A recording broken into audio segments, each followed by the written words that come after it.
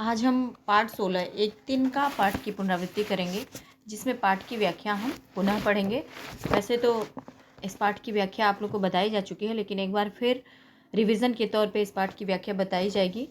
इस पाठ में कवि अयोध्या सिंह उपाध्याय हरिऔध जी ये बताने का प्रयास कर रहे हैं कि हमें किसी भी बात का घमंड नहीं करना चाहिए।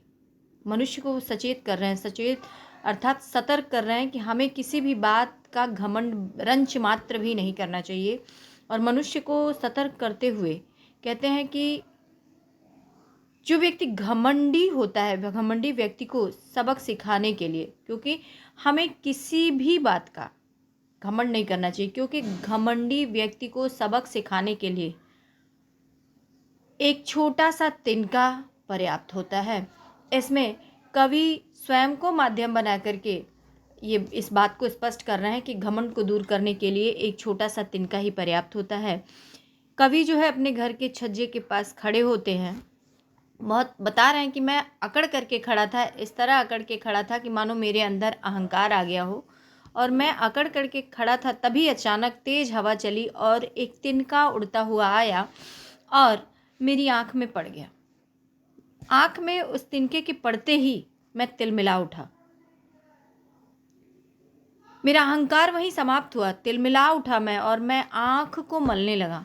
आंख इतना मला गया कि आंख मलने की वजह से लाल हो गई और वो दुखने लगी, दर्द होने लगा। मेरा अहंकार वहीं टूट गया, क्योंकि मैं बहुत अकड़ के वहाँ खड़ा था। मैं ये सोच रहा था कि मेरे जैसा आज इस यहाँ कोई नहीं है।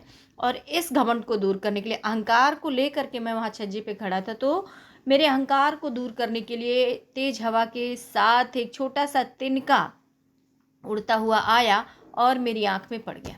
मैं झिझक उठा, देखिए लाइन देखेंगे, और हुआ बेचैन सा। मैं झुलझुला उठा और बेचैन हो गया, व्याकुल हो गया। क्यों? क्योंकि आंख में दर्द होने लगा, आंख लाल हो गई, दुखने लगी। मूठ देने लोग कपड़े की लगे, ऐंठ बेचारी दबे पांव भागी।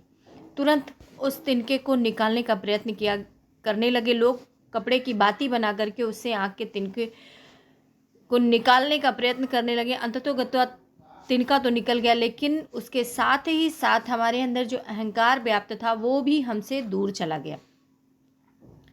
किसी तरीके से तो तिनका निकल गया, ठीक, अहंकार भी दूर हुआ मेरा। लेकिन उस समय मुझे समझ में आया, मेरी समझ, मेरी सोच, मेरी जो थिंकिंग थी मेरे अंदर की अहंकार वाली थिंकिंग थी, उसने मुझे स्वयं ताना मारा कि किस लिए तुम इतने घमंड में खड़े हो। लाइन देखेंगे तो आपको समझ में आएगा। ऐठता तू किस लिए इतना रहा, हर एक तिनका है बहुत तेरे लिए। उस समय मेरी जो सोच थी, मेरी जो अंतर आत्मा थी, मेरे अंदर जो चल रहा था कि अहंकार से मैं भरा पड़ा था, जब तिनका निकल गया तो तुरंत ही मेरी उस सोच ने स्वयं मुझे ताना मारा कि किस बात पे तुम घमंड दिखाते हो, क्या है तुम्हारा, क्योंकि तुमने उसका प्रत्यक्ष प्रमाण देख लिया कि एक तिनका तुम्हारे अहंकार को दूर करने के लिए पर्याप्त है।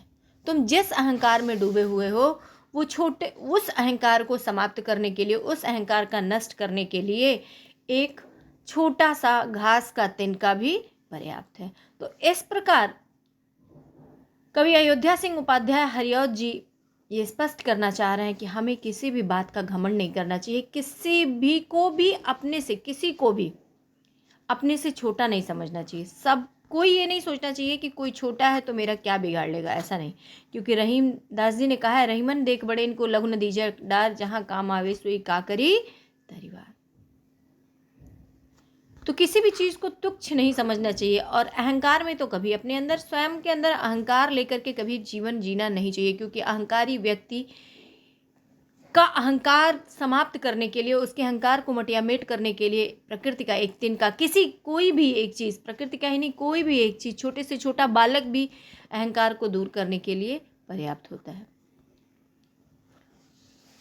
तो बच्चों, आप लोगों से मैं ये कहना चाहती हूँ कि इस पाठ की व्याख्या अच्छे से पढ़िएगा।